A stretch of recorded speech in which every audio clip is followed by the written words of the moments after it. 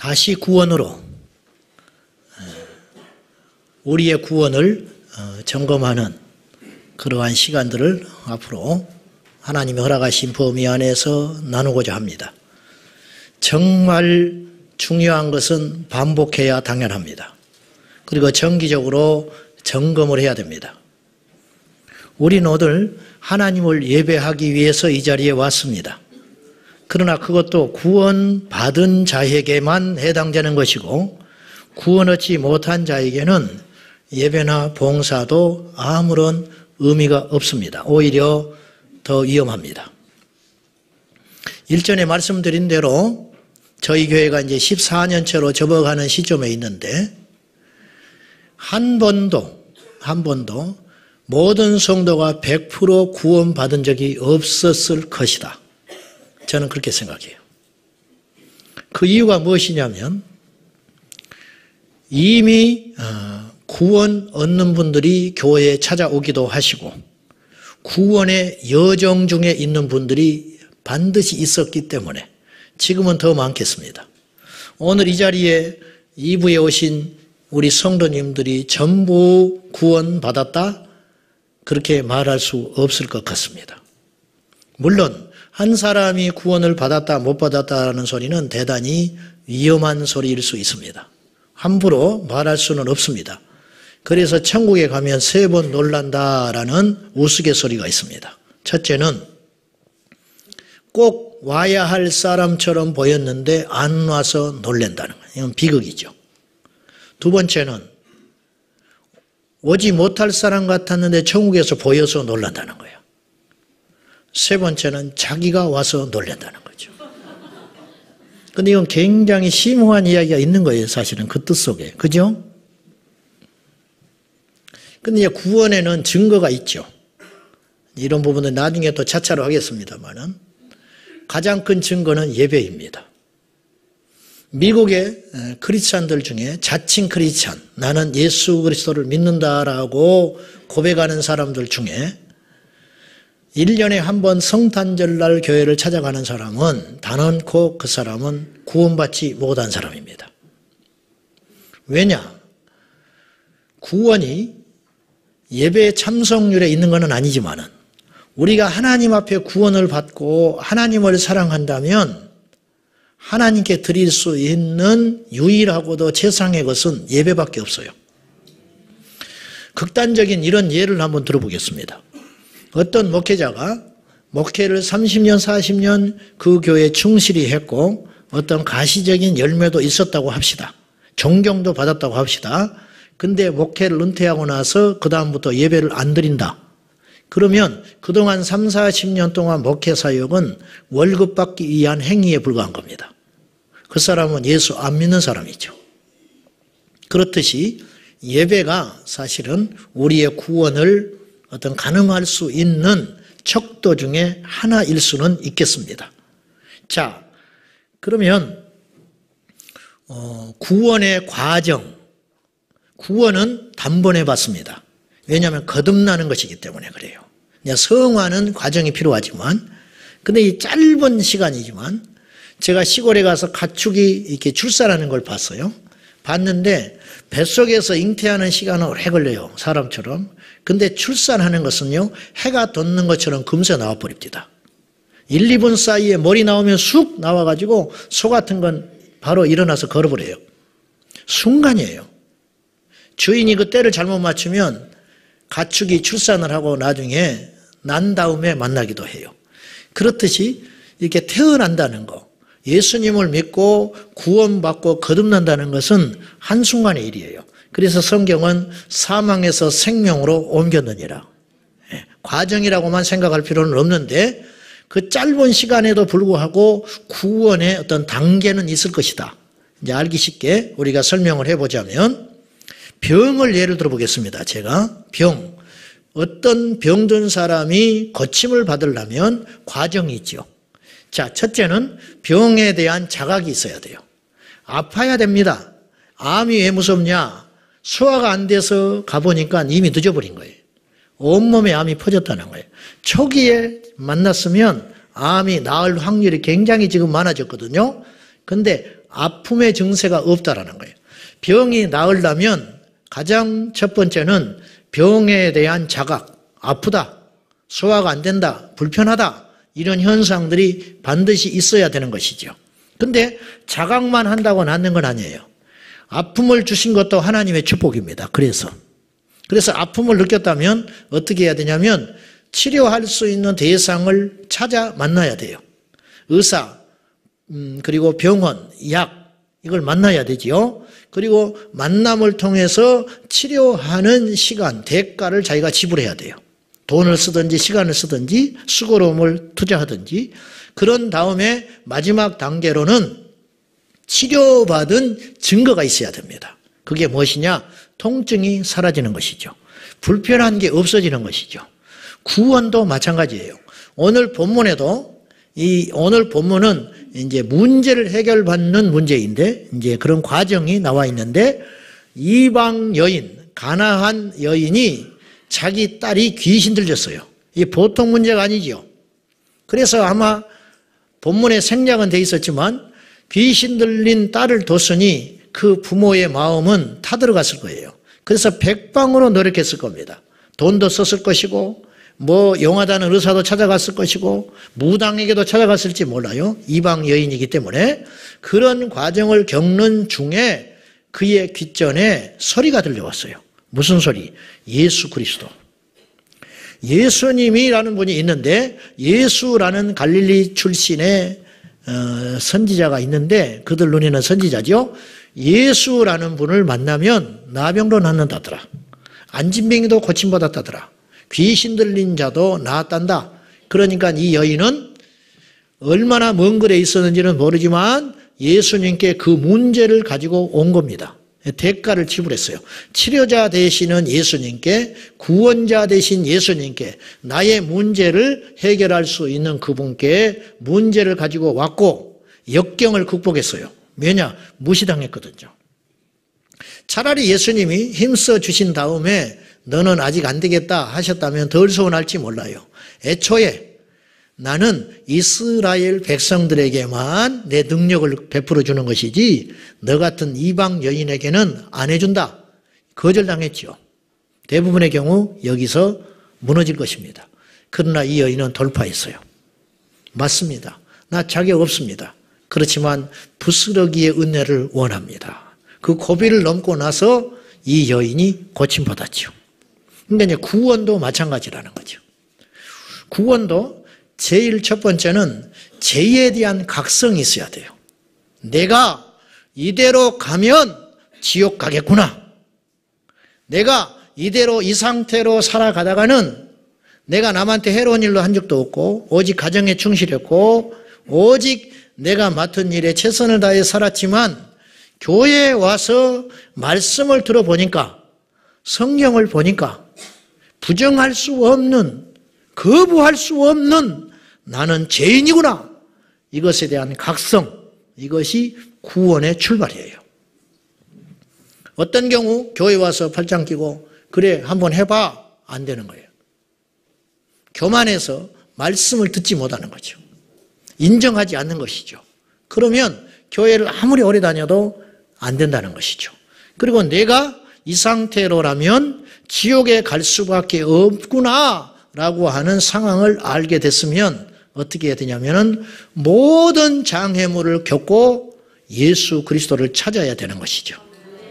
그리고 이제 예수님을 만나게 되는 것이죠.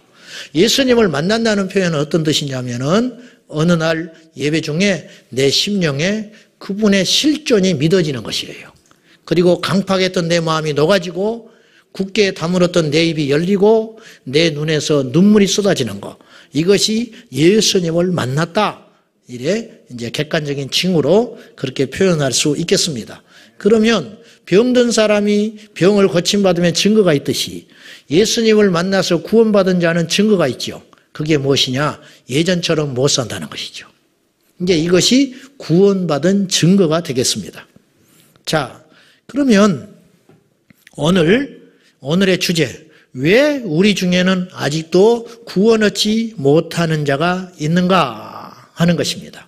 예수님 당시에도 마찬가지였습니다. 예수님께 나왔지만 소위 예수님을 우리보다도 분명히 볼 수 있었지요. 눈으로 물리적으로 봤지요. 그리고 예수님 만진 사람도 있지요. 그분의 설교를 생생하게 자신들의 귀로 들었던 사람도 있었습니다. 그럼에도 불구하고 어떤 사람들은 예수님을 만나서 구원받아 새로운 삶을 살기도 했지만 어떤 사람은 예수님을 오히려 대적하는 자로 서기도 했습니다. 자, 왜 이런 일들이 일어났었으며 오늘도 일어나고 있는가 하는 것이에요. 왜 우리 중에는 아직도 구원을 얻지 못한 자가 있는가 하는 것이에요. 우리 교회만의 현상이 아니고 이 땅의 소위 그리스도인들 중에 정기적으로 교회를 다니면서도 어째서 구원 얻지 못한 자가 여전히 있는가 하는 문제를 오늘 진단을 해보자는 거예요. 첫째, 구원이 필요한 자를 교회에서 방치했기 때문입니다. 구원이 필요함에도 불구하고 교회에서 방치하고 놔둬버리는 거예요. 구원받지 못한 자를 세례를 줍니다. 여러분, 세례라고 하는 것은 구원의 조건이 될 수 없습니다. 무슨 말이냐? 세례를 받는다고 구원받게 되는 게 아니에요. 세례는 구원받은 자가 고백하면서 받는 거예요. 그래서 세례의식을 행할 때 예수 그리스도를 구주로 믿는 아무에게 세례를 주노라 그렇게 이야기를 하지, 예수를 믿은 상태에서 세례를 받는 거다 그 말이에요. 예수를 믿은 상태에서. 근데 현실은 그렇지 않지요. 교회를 좀 다녔으니까 이제 집사가 돼야 되니까 세례를 주는 경우도 있지 않습니까? 이게 직무유기다 그 말이죠. 교회에서 아주 잘못하고 있는 것이다 그렇게 생각해요. 저도 그럴 수 있습니다. 그래서 이제 세례를 받아요. 세례를 받고 2, 3년, 1, 2년 지나면 집사라는 직분을 줘요. 그냥 집 사주는 거예요. 그냥 이렇게. 왜냐? 세례를 받은 지가 언젠데 그러니까 그 사람의 믿음의 상태를 점검하려는 게 아니라, 그래서 교회에서도 조건이 뭐냐, 봉사한다든지 무슨 직분을 줄 때 첫째 조건이 뭐냐, 예수님 만났느냐, 구원받았느냐, 거듭났느냐를 묻는 게 아니고 세례 받은 지 얼마나 됐냐, 이게 현실적 고민이잖아요. 객관적으로 증명할 수 있는 게 없으니까. 그래서 세례를 주고 직분을 줘요. 그때부터 이제 재앙의 길로 가는 거예요. 여기서 말하는 재앙이라는 것은 거듭나지 못한 자가 이 코스로 가게 되면 재앙을 만나게 된다는 거예요. 왜? 지옥을 만나게 되니까. 그러죠. 그 길로 가는 거예요. 그리고 더 시간이 지나면 심지어는 목사가 되기도 해요. 여러분에게 질문을 하나 던지고 싶습니다. 여러분에게 이런 질문을 받아본 적이 있습니까? 당신이 오늘이라도 죽으면 천국 갈 수 있냐고, 당신은 구원 받았냐고, 그 질문을 한 번도 못 받은 사람 손 들어보세요. 있어요. 손 들어보시라니까. 일부에도 있었는데 없어? 일부보다 숫자가 훨씬 많은데. 손 들어보시라니까. 나는, 당신은 구원 받았냐? 당신은 지금이라도 죽으면 천국에 갈 수 있겠냐? 라는 질문을 한 번도 안 받아본 사람 손 들어보라니까. 있어요. 일부 때 어떤 장로님은 그런 질문을 한 번도 안 받고 장로님 되신 분이 계셨어. 장로님 잘못이 아니에요. 이러한 시간이 반드시 있었어야 한다는 거예요. 반드시 있었어야 한다. 예수님은요, 거듭나지 못한 자를 그저 보내신 적이 없습니다. 물론 선택은 자기의 몫이었지만 우리 주님은 분명하게 이야기를 하셨어요. 니고데모가 어느 날 밤에 예수님을 찾아 나옵니다. 세상적인 어떤 위치로 보면 니고데모는요, 예수님과 비교할 수 없는 존재예요. 그는 유대인 바리새인이었고 율법에 능한 자였고 흠이 없는 사람이에요. 그래서 산헤드린 공회인 중에 하나였어요. 종교적 귀족이 되어 있는 거예요. 그분은 안식일을 범한 적이 없을 것이고 세상 율법으로 볼 때 범한 적이 없는 사람이야.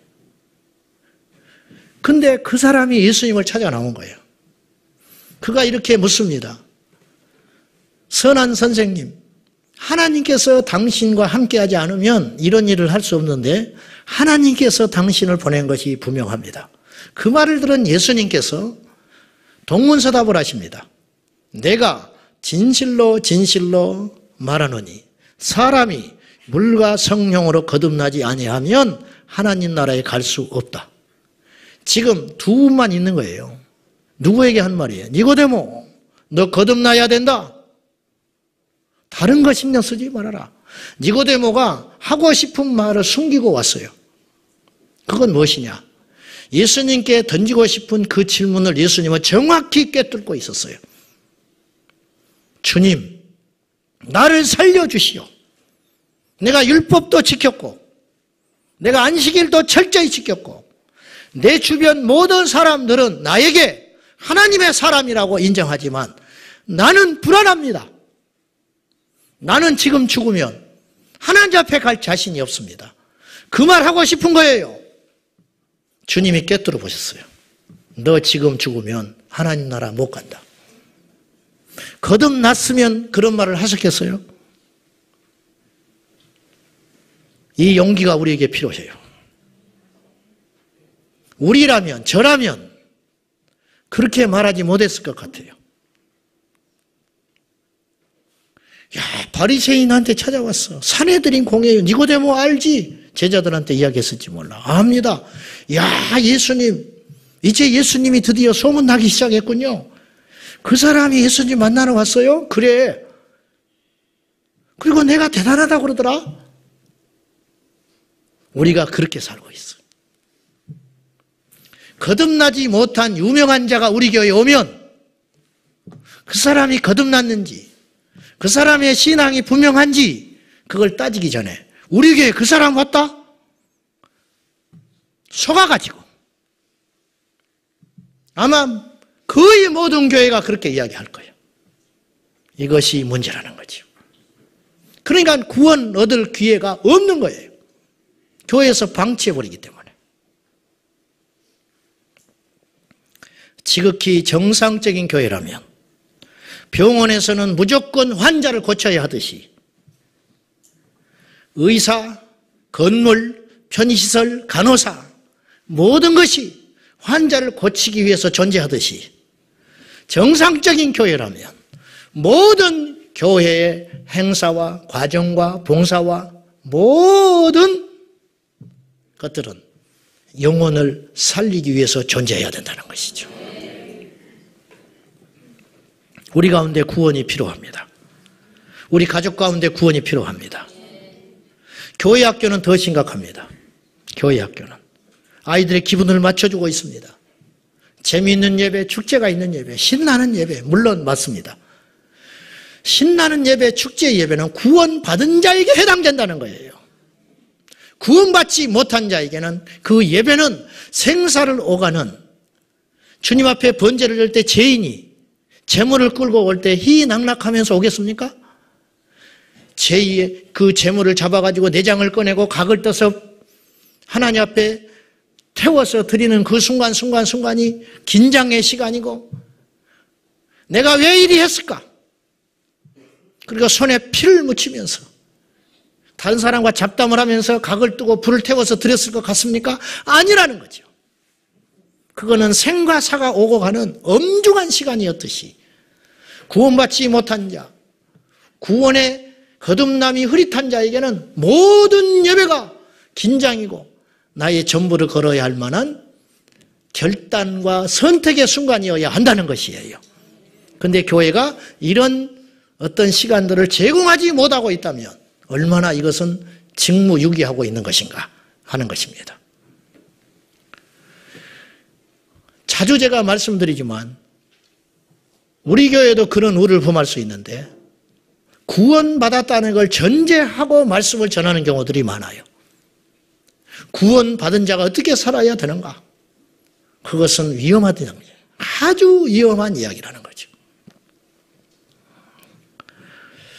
이 땅에서 우리가 예수를 믿으면서 당신 구원받았느냐? 당신은 거듭났느냐? 그런 질문을 하게 되면 10중 8구 2단 아닌가 하는 구원파 아닌가 그러한 의문점을 갖게 되는 현실이 돼버리고 말았습니다. 자, 왜 우리 중에 구원받지 못한 자가 항상 있어 왔을까? 두 번째는 잘못된 복음을 들어왔기 때문이에요. 유사복음, 복음이 아닌데 비슷한 복음, 변질된 복음, 더 쉽게 표현하면 성경에서 떠난 복음이고 예수님이라면 그렇게 말씀하지 않았을 것 같은 이야기를 강단에서 계속 매 시간마다 던지면 성도들은 구원 얻을 수 있는 기회를 아예 봉쇄당하고 말겠지요. 아예 봉쇄당하고 말아요. 어느 날 부흥회를 할 때 강사님이 그 이야기를 거론해주면 그때 깨지는 사람이 있을 수 있어요. 어느 날 설교 영상을 보다가 내가 지금까지 생각하고 고민하지 않았던 구원의 문제에 대한 설교를 강력하게 듣다가 이게 뭐지? 이게 뭐지? 그때 만약에 그런 시간이라도 갖는다면 다행이지만 아예 그러나 현실은 그렇지 않아요.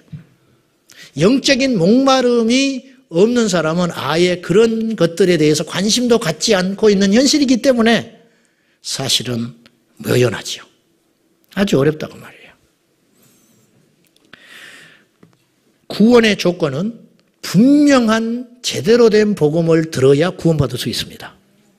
여러분 아시다시피 잘못 들으면요, 잘못 알게 돼요. 그렇잖아요. 잘못된 지식을 들으면요, 이게 잘못된 내게 알미 된다고요. 잘못 알게 되면 잘못 살게 됩니다. 잘못 들으면 잘못 알게 되고 잘못 알게 되면 잘못 살게 되고 잘못 살게 되면 잘못된 마지막 지옥을 만나게 되는 거예요. 자, 로마서 10장 13절과 14절을 한번 보십시오. 자, 시작. 구원을 받으리라. 그런즉 그들이 믿지 아니하는 일을 어찌 부르리요? 듣지도 못한 일을 어찌 믿으리요? 전파하는 자가 없이 어찌 들으리요? 자, 누구든지 주의 이름을 부르는 자는 구원을 받는다. 이 말씀은 나중에 차후에 또 설명을 하겠습니다. 쉽네. 주의 이름을 부르면 구원 받는다고 그렇게 단순히 이것은 해석할 문제는 아니에요. 구원은 결코 만만치 않습니다. 근데 이제 자, 오늘 이 말씀에 로마서 10장 14절에서 말했다시피 그런즉 내가 주님의 이름을 부른다는 것은 내 안에 참된 지식이 들어와 있다는 뜻인데 내 안에 이 지식이 차니까 내 입으로 예수 그리스도를 나의 구주로 고백하게 되었는데 문제는 내가 이걸 듣지 않았다면 어떻게 말을 하겠냐는 거예요. 들으려면 알려면 들어야 되고 들으려면 또 하나의 조건이 있는데 누군가 나에게 전해줘야 한다는 거예요. 이 과정을 로마서 10장 13절과 14절에서 이야기하고 있습니다. 자, 그러면 우리가 다시 중간 정리 한번 해봅시다. 우리 중에 왜 구원받지 못한 자가 있을까? 첫째는 교회에서 구원에 대해서 심각하게 말하지 않고 방치하고 있기 때문이다. 기회가 없는 거예요, 애초에. 두 번째, 우리가 복음을 들어야 구원받을 수 있는데 복음이 아닌 것을 복음처럼 듣고 있다는 거죠. 그래서 우리가 구원받지 못한 거예요. 그러면 하나 더 들어가서 잘못된 복음, 복음이 아닌데 복음처럼 듣고 있는 이게 뭐냐 이거예요. 첫째, 복음은 좋은 소리가 아닙니다. 근데 복음을 좋은 소리라고 듣고 있어요. 복음은 좋은 소리일 수도 있지만 그렇지 않을 수도 있습니다. 예를 들어 봅시다. 당신 죽어. 당신 죽을지 몰라. 이건 기분 나쁜 소리입니다. 불쾌한 소리입니다. 복음처럼 안 들립니다. 그런데요, 정말 죽을 수 있는 자에게 당신 죽는다고 말하는 것은 복음입니다. 왜냐? 그 말씀을 듣고 이 사람이 돌이켜서 살 수 있는 가능성이 있기 때문이에요. 죄인이 왔는데 죄를 버리라고 말하는 건 복음이에요. 죄인이 와 있는데 당신 천국 갑니다. 그러면 그건 복음이 아니고 저주예요. 이건 구원받을 수 있는 기회를 박탈해버리는 것이라는 거예요. 그러니까 아주 위험한 가짜 복음이죠. 가짜 복음. 복음은 좋은 소리 아닙니다. 복음은 정확한 소리여야 하고 복음은 나를 지옥에서 건져줄 수 있어야 복음이에요. 사마리아성 수가성 여인이 예수님을 만났는데 불편한 이야기를 듣습니다. 예수님이 이렇게 말하셔요. 가서 네 남편 데려와. 그 소리는 안 해야 하는 소리예요. 왜냐? 이 사람의 가게가 불행한 사람이거든요. 그러나 이 한마디가 이 여인을 살려냈어요. 왜 살렸냐? 내 앞에 있는 이분이 나의 과거를 다 꿰뚫고 있구나. 그래서 이분은 선지자구나. 그러면 이분에게 답이 있겠구나. 그래서 당신들 유대인들은 예배할 곳이 있다고 했는데 우리는 그곳에 예루살렘에 가서 예배를 못합니다. 그래서 이곳에서 우리는 예배하고 있는데 이 예배도 하나님이 받아주시는 것일까요? 영적인 문제를 내놓기 시작한다는 것이죠. 그래서 그 여인은 예수님을 만남으로 인생의 터닝포인트가 되게 된다는 거예요. 복음을 들었기 때문에 터닝포인트가 일어난 거예요. 우리가 복음을 들어야 우리 인생이 거듭날 수 있다는 것이죠. 복음은 좋은 소리만은 아닙니다. 복음은 정확한 소리입니다. 두 번째, 잘못된 복음의 내용 두 번째가 무엇이 있냐면 죽은 다음에 영원히 구원을 얻어 천국에 가는 것에 초점을 맞추지 않고 현세적 문제 해결에 매달리는 메시지는 복음이 아닙니다. 복음이 아니에요. 물론 저도 그렇고 성경에서도 도덕적이고 윤리적이고 삶의 어떤 결박들에 대한 이야기가 분명히 있습니다. 그러나 그것은 본질적인 것이 아닙니다. 그것은 어디까지나 구원을 받은 자에게 해당되는 이야기이지 구원받지 못한 자가 그걸 먼저 만나버리면 안 된다는 거예요. 그것을. 교회는 교회만이 할 수 있는 일이 있습니다. 그것을 해야 교회입니다. 교회는 사람 위로 하는 것 아닙니다. 교회는 NGO 단체가 아닙니다. 교회는 이것도 하고 저것도 하고 이것도 하고 저것도 하는 것이 아닙니다. 교회는 한 가지만 합니다. 영혼을 살리는 것. 그거 하라고 하나님이 교회에 세우셨어요. 내가 교회를 세우리니 예수님이 교회 세운다 하셨어요. 왜 세우느냐? 음부의 권세가 이기지 못하는 교회를 세우겠다. 음부, 지옥입니다. 지옥의 권세, 지옥에 끌고 가는 사람들을 건져내는 곳으로 내가 교회를 세우겠다. 예수님이 그렇게 말씀하신 거예요. 예수님은 이 땅의 문제를 해결하러 오셨을까요? 병자를 고쳐주시고 먹는 문제 해결해 주시고 억압받는 죄인, 억압받는 어떤 노동자들, 억압받는 탄압받는 백성들의 친구가 되어주신 것처럼 보였습니다. 그러나 예수님은 그걸 위해 오신 건 아니에요. 누가복음 12장에 보면 어떤 사람이 고민거리를 갖고 예수님께 와요. 이 사람이 어떤 고민이 있었냐? 유산이 있었는데 형이 다 가져가 버렸어요. 이런 일은 오늘날 우리에게도 일어날 수 있어요. 그런데 내 말은 도저히 안 듣는다는 거예요. 그러니까 권위 있는 주님, 예수님이 혹시 말을 해주시면, 중간에 중재를 해주시면 우리 형이 나에게 재산을 다시 떼어줄 수 있다는 거예요. 그러니까 이거 좀 해결해 주시오. 그렇게 나와요. 그때 예수님이 뭐라고 하시는지 알아요? 누가 나를 재판관으로 세웠냐? 누가 나를 물건 나누는 자로 세웠냐? 즉 예수님은 나 그런 거 관심 없다. 그 일에 나를 끌어들이지 말아라. 나는 그거 하러 온 사람 아니야. 그러면서 주님이 무슨 예화를 들었냐면 어리석은 부자 이야기를 바로 해버려요.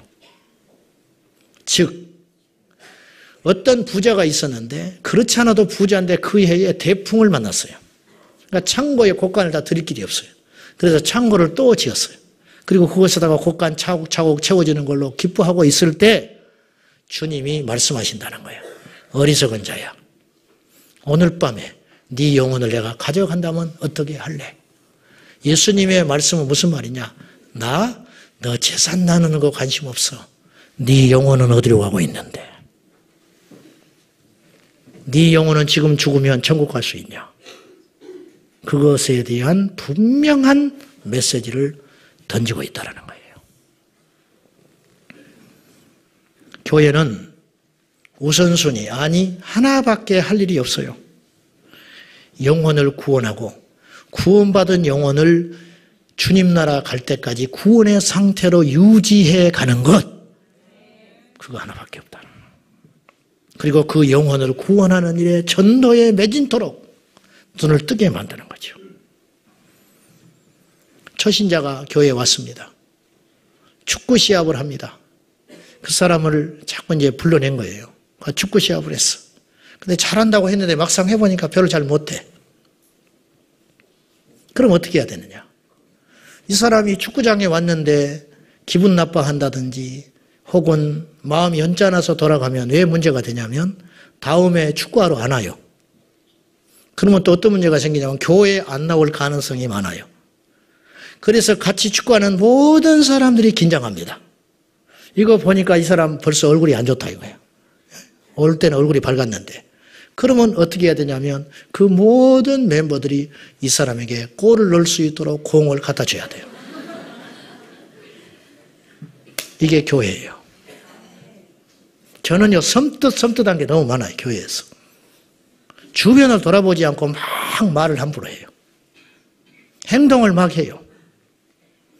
그것을 감당할 수 있는 사람이 있다면 괜찮아. 그렇지만 그 행위로 인하여 그 영혼이 실족하면 어떻게 할 건데? 그 사람이 구원받으러 왔는데 구원을 얻지 못한 채 세상으로 나가버리면 그 책임은 누가 질 것인데?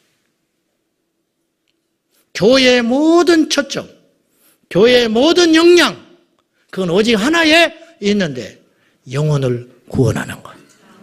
여러분이 섭섭하게 들을지 모르지만 저는 여러분의 삶의 문제에 사실 관심을 둘 여력도 없지만 별 관심 없습니다.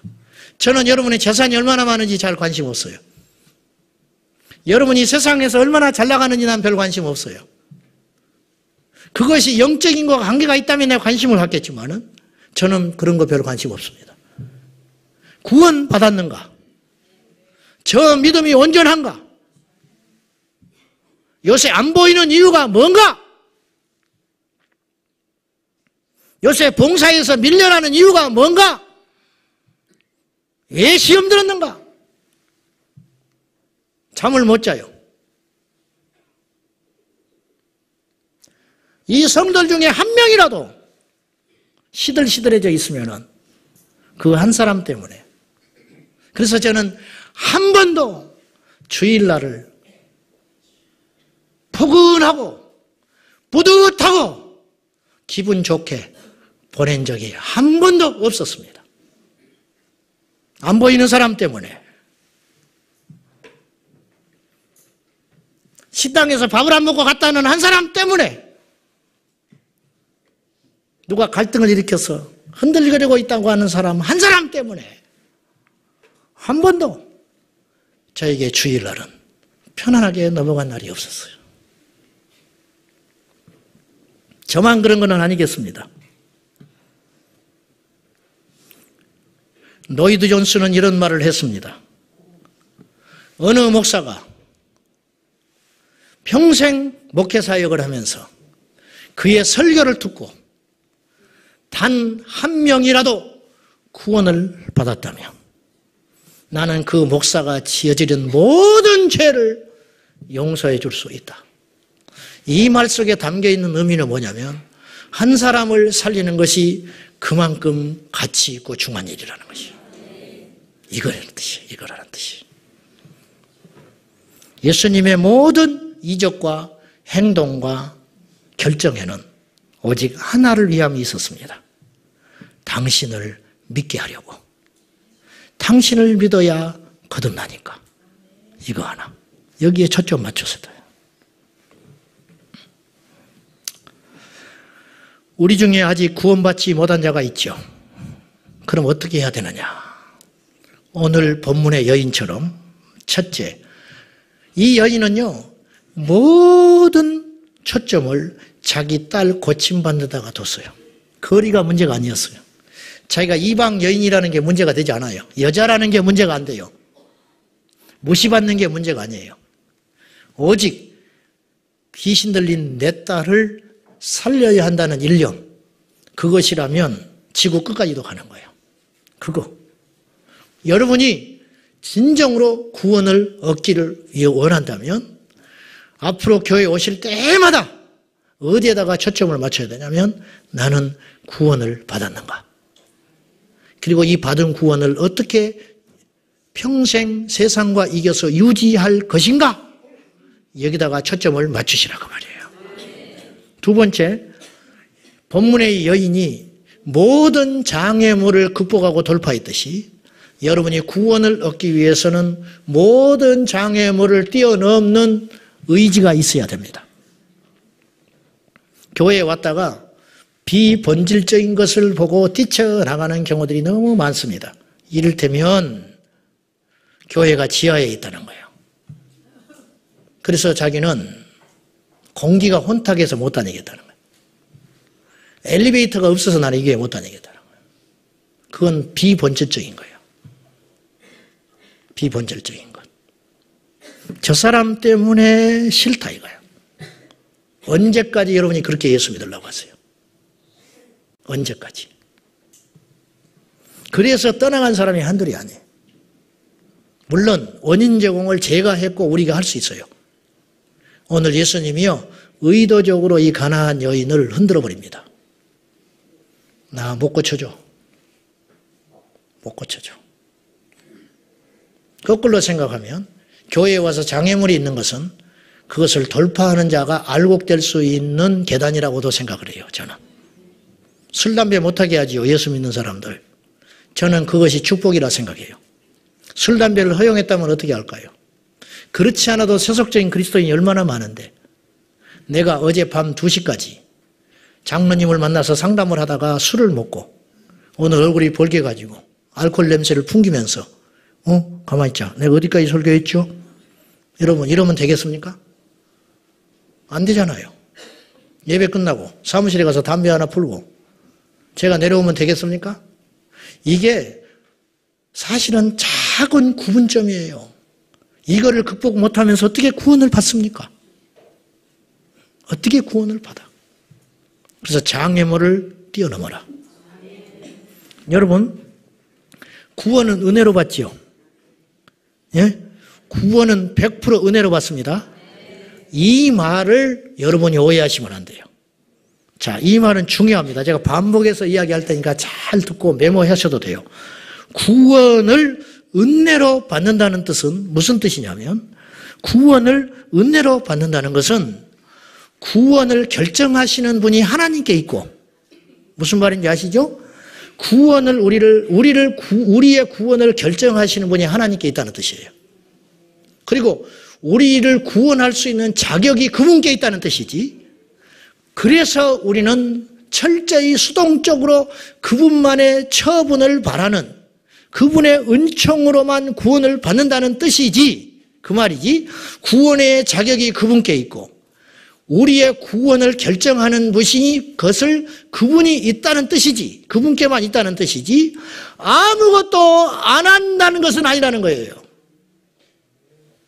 우리가 아무것도 안 한 채 팔짱 끼고 뒤에 앉아가지고 그래 나 한번 설득해봐. 하나님이 있다면 나를 벼락을 때리든지 나를 꼬꾸라뜨리든지 내 마음에 들어와서 한번 믿음이라는 걸 줘봐. 이런 사람에게는 구원의 길이 없다라는 뜻이에요. 이런 사람에게는. 근데 이렇게 말을 하면 자꾸 율법적이라고 하고 행위를 강조한다고 하는데 저는 행위를 강조하는 게 아니에요. 우리 마음의 자세를 요구하는 것이에요. 하나님께 우선순위를 두라는 거예요.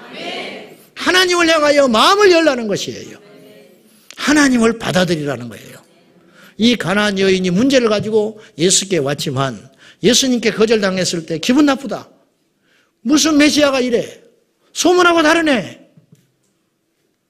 그리고 떠나가 버렸다면 이 여인은 영원히 자기의 문제를 해결받지 못했을 것이라는 거예요. 이런 극단적인 이야기가 있어요. 어떤 부인이 믿지 않는 남편을 그렇게 기도하고 애를 써가지고 교회에 모시고 왔다는 거예요. 하필 그날 목사님이 헌금에 대한 설교를 해버렸어요. 큰일 났다. 세상에 이럴 수가 있는가? 얼마나 남편이 열이 뻗쳤는지 고개를 푹 숙이고 있어. 성경만 뒤적거리고. 예배가 끝났는데 일어나지도 않아. 이제 나까지 교회 못 다니게 생겼다. 근데 이 남편이 이렇게 이야기해요. 보니까 울었어. 얼마나 화나서 울었을까? 그게 아니고 이 남편이 이렇게 말하는 거예요. 교회에 처음 온 사람이. 보소. 내가 그동안 술 먹고 담배 피우고 없애버린 돈이 얼마나 많은가?